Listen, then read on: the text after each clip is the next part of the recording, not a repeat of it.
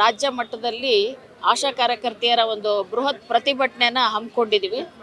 ಇವತ್ತು ಆಶಾ ಕಾರ್ಯಕರ್ತೆಯರ ಒಂದು ಬೃಹತ್ ಪ್ರತಿಭಟನೆ ಏನು ನಡೀತಾ ಇದೆ, ಈಗ ಎಲ್ರಿಗೂ ಗೊತ್ತಿರೋ ಹಾಗೆ ಹಳೆ ಬೇಡಿಕೆ ಹೊಸ ಹೋರಾಟ ಇದು. ಸೊ ಕಳೆದ 13 ತಿಂಗಳ ಹಿಂದೆ ಮಾನ್ಯ ಮುಖ್ಯಮಂತ್ರಿಗಳು ನಾವು ಅನಿರ್ದಿಷ್ಟ ಹೋರಾಟ ಕೈಗೊಂಡಾಗ 4ನೇ ದಿನ ಕರೆದು ಅರ್ಧ ಗಂಟೆ ಮಾತಾಡಿ 15,000 ನಾವು ಮಾಸಿಕ ಗೌರವಧನ ಆಶಾ ಕಾರ್ಯಕರ್ತೆಗೆ ಕೇಂದ್ರ ಮತ್ತು ರಾಜ್ಯ ಸರ್ಕಾರದಿಂದ ಸಿಗಬೇಕು ಅಂತ ಕೇಳಿದಾಗ ಅಷ್ಟು ಮಾತುಕತೆಗಳಾದ ಮೇಲೆ ಕೊನೆಗೆ 10,000 ರೂಪಾಯಿ ನಿಮಗೆ ಗ್ಯಾರಂಟಿ ಸಿಗೋ ಥರ ಮಾಡ್ತೀವಿ ಅಂತ ಮಾತು ಕೊಟ್ಟರು. ಸೊ 2025ರ ಬಜೆಟಲ್ಲಿ ಅದು ಘೋಷಣೆ ಆಗುತ್ತೆ ಅಂತ ಹೇಳಿದರು. ಅಲ್ಲಿ ತನಕ ನಾವು ಕಾದ್ವಿ. ಜನವರಿಯಲ್ಲಿ ಹೋರಾಟ ಮಾಡಿದ್ದು ಅಪ್ ಟು ಮಾರ್ಚ್ ತನಕ ವೇಟ್ ಮಾಡಿದ್ವಿ. ಇಲ್ಲಿವರೆಗೂ ಈ ಮಾರ್ಚ್ ಬರ್ತಾ ಇದೆ, ಈ ಕುರಿತು ಯಾವುದೇ ಒಂದು ಕ್ರಮ ತಗೊಂಡಿಲ್ಲ ಅನ್ನೋದು ಅತ್ಯಂತ ನೋವಿನ ವಿಷಯ ಆಗಿದೆ.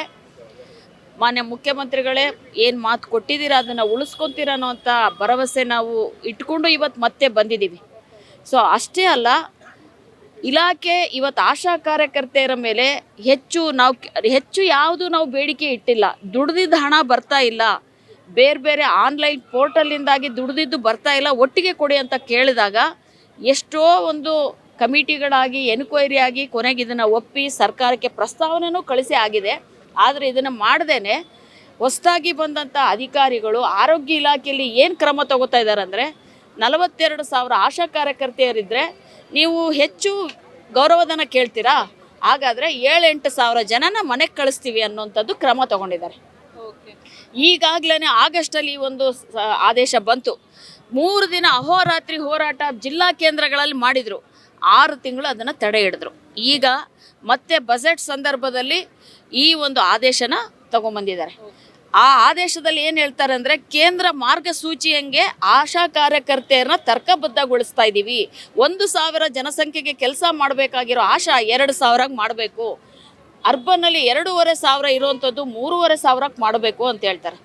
ಇದು ಅವರೇನು ಕೇಂದ್ರ ಮಾರ್ಗಸೂಚಿ ಅಂತ ಹೇಳ್ತಾ ಇದ್ದಾರೆ, ಅದರ ಅನ್ವಯ ಮಾಡ್ತಾ ಇಲ್ಲ, ಅದನ್ನು ಉಲ್ಲಂಘಿಸಿದ್ದಾರೆ ಅಂತ ಹೇಳಕ್ಕೆ ಇಷ್ಟಪಡ್ತೀನಿ. ಅದರಲ್ಲಿ ಇರೋವಂಥದ್ದು ಏನಂದರೆ 1,000 ಆಯ್ತು ಅಂದರೆ ಇನ್ನೊಬ್ಬ ಭಾಷೆನ ತಗೊಳ್ಳಿ ಅಂತ ಹೇಳಿದ್ದಾರೆ. ಇವರು 2,000 ತನಕ ಇದು ಪ್ರಾಕ್ಟಿಕಲಿ ಕೂಡ ಒಬ್ಬ ಆಶಾ ಮಾಡೋದಕ್ಕಾಗಲ್ಲ. ಅಲ್ಲಿಗೆ 5 ಹಳ್ಳಿ 4 ಹಳ್ಳಿ ಬರುತ್ತೆ, 20 ಕಿಲೋಮೀಟ್ರ್ 15 ಕಿಲೋಮೀಟ್ರ್ ಹೋಗೋಂಥ ಪರಿಸ್ಥಿತಿ ಬರುತ್ತೆ. ಯಾವುದೇ ಒಂದು ವಾಹನ ವ್ಯವಸ್ಥೆ ಹಳ್ಳಿಯಿಂದ ಹಳ್ಳಿಗೆ ಇರಲ್ಲ. ಈ ಥರದ ಒಂದು ಶೋಷಣೆನ ದೌರ್ಜನ್ಯನ ರಿವರ್ಸ್ ಮಾಡೋಕ್ಕೆ ಹೊರಟಿದ್ದಾರೆ ಅಂತ ನಾನು ಹೇಳೋಕ್ಕೆ ಇಷ್ಟಪಡ್ತೀನಿ. ಈ ತರ್ಕಬದ್ಧಗೊಳಿಸುವಿಕೆನ ವಾಪಸ್ ತಗೋಬೇಕು.